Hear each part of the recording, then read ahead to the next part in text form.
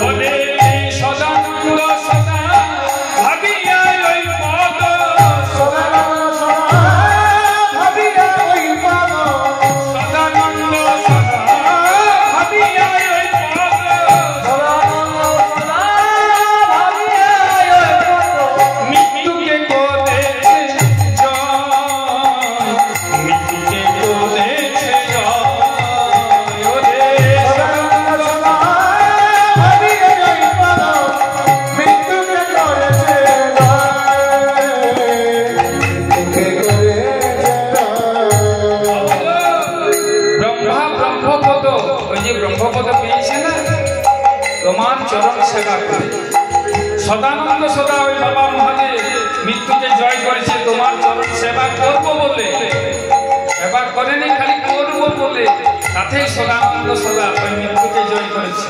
জানো বধূ আমার দুঃখ কি? আমি কলঙ্কিয়া জগত বেরিয়া কহে ভাগবত রানী। আমি কলঙ্কিয়া জগত বেরিয়া কহে ভাগবত রানী। আমি কলঙ্কিয়া কহে ভাগবত রানী। শোনো এ বান্ধব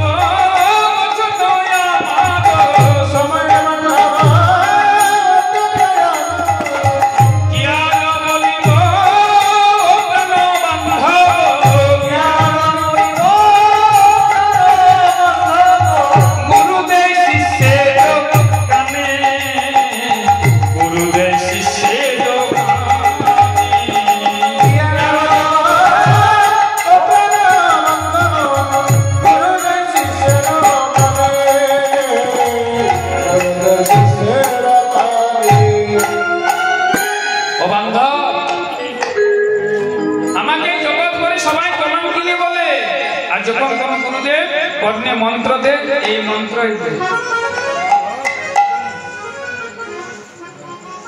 এই মন্ত্রই দে। শোনো বান্ধব, তোমায় ভালোবাসি বলে তুমি আমায় কষ্ট দেবে? এবার আমি জগৎজীবকে অভিশাপ দেব। ও মা, আপনারা তো কীর্তন শুনতে এসেছেন, এবারে অভিশাপ নিয়ে যেতে হবে বাড়ি বাড়ি, অভিশাপ নিয়ে যেতে হবে বাড়ি।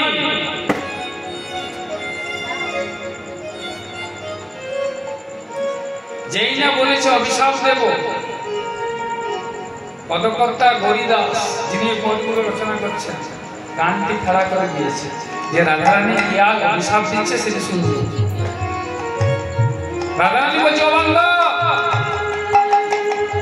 তুমি যদি আমার কথা না শোনো কিন্তু আমি সকলকে অভিশাপ দেবো। কি অভিশাপ জানো? বলি আমার মতো হবে যে, আমার মতো হবে যে, আমার মতো রবে যে, আমার মতো রবে যে, আমার মতো হবে সে, আমার মতো রবে যে, আমার মতো হবে সে। কৃষ্ণ বলে কেঁদে বেড়াবে, কৃষ্ণ বলে কেঁদে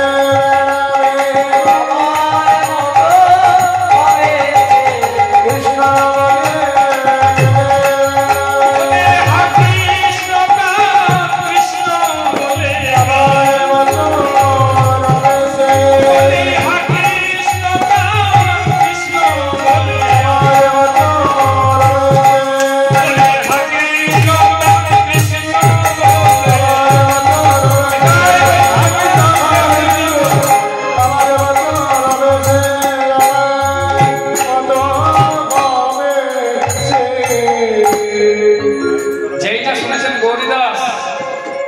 বলছে, শোনো এই অভিশাপ যেন আমার ভাগ্যে ফলে। তুমি যে কহিলে রাই, এই অভিশাপ যেন আমার ভাগ্যে ফলে। এমন সময় রাধা কৃষ্ণ একান্তে ছিল, সব সতী বলে যেই না দেখছে যে রাধারানী কাঁদছে, কৃষ্ণকে বলছে, ও প্রাণবন্ধু, তুমি কি কিছু বোঝো না নাকি? হে, তুমি প্রেম বোঝো না? তুমি দেখছো না রাধারানীর চোখের জল? তুমি পারো না রাধারানীর কলঙ্ক মোচন করে দিতে? তোমার কি কিছুই মনে নেই? কৃষ্ণ চুপ করে আছেন। মা গোয়ালিনী গো, তাদের সঙ্গে পারবে? হ্যাঁ, চতুরা রমণী, সুচতুরা রমণী সব, তোমার কি কিছু মনে থাকে না? ভেবে দেখো সেই দিনের কথা। কোন দিনের কথা বলছে গো? যেদিন রাধারানী সুতিকা গৃহে অন্ধ অন্ধকিনী হয়ে বসেছিল। কেন জানো? তোমাকে প্রথম দেখা দেখবে বলে। এই নয়ন খুলে প্রথম যেন আমার গোবিন্দকে দেখতে পায়, প্রথম দেখা দেখবে বলে অন্ধ হয়ে বসে আছে। তোমার মনে নেই সেদিনের কথা? একটু ভেবে দেখো দেখি কি হয়েছিল মা জানেন? রাধারানীর জন্ম হয়েছে, চোখে কিছুই দেখে না, অন্ধ। রাধারানীর মা কীর্তিদা সকলকে বলে বেড়াচ্ছে, ওরে বিধি যদি আমাকে একটা কন্যা দিল, সেও অন্ধ দিল। ওমা যেমন আজ নিমন্ত্রণ দেওয়া হয়েছে না, তেমনি সেদিন ওই কীর্তিদা রাধারানীর মা নিমন্ত্রণ দিয়েছিল কাকে? যশোমতীকে। জেনে যশোদে আমার একটা কন্যা হয়েছে, দেখে আসা। তাই কৃষ্ণকে কোলে লয়ে যশোদা এসেছে ওই কীর্তিদার মেয়েটিকে দেখতে।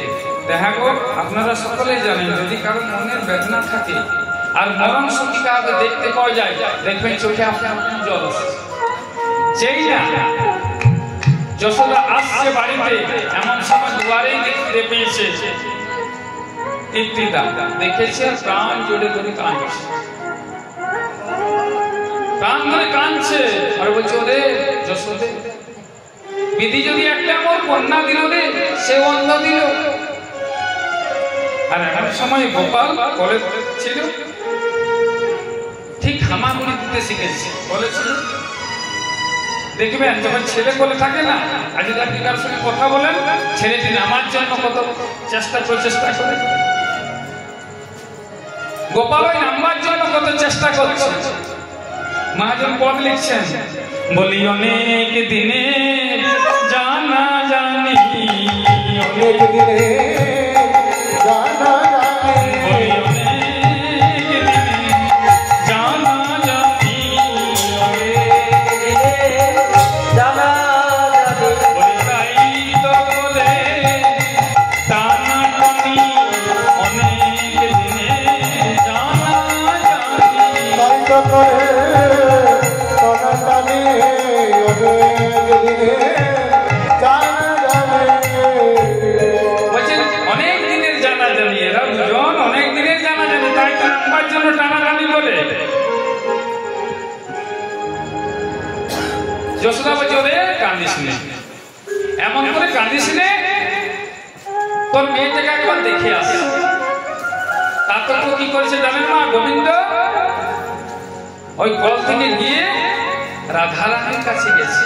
রাধারানীর কাছে গিয়ে যেই না বক্ষে হস্ত দিয়েছে, রাধারানী বুঝতে পেরেছে যে আমার গোবিন্দ এসেছে। নয়ন মিলে তাকিয়েছে, গোবিন্দ তুমি এলে, নয়ন মিলে তাকিয়েছে। মা নন্দরানী যশোদা এসেছে রাধারানীকে দেখতে, যেই না দেখেছে কীর্তিদাকে ডাকছে, রে ও কীর্তিদা, বলি তোর মেয়েটা অন্ধ না তোরা অন্ধ রে? দেখ দেখ কত সুন্দর দুটো ফুটফুটে নয়ন, দেখে দেখবার কত সুন্দর দুটো ফুটফুটে নয়ন। যেই না কীর্তিদা এসেছে, দেখছি আমার মেয়ের তো চোখ ছিল না, এত অন্ধ, দেখছি কি করে? যশোদা কি রে, তোর গোপালের হাতে জাদু আছে, গোপালের হাতে জাদু আছে,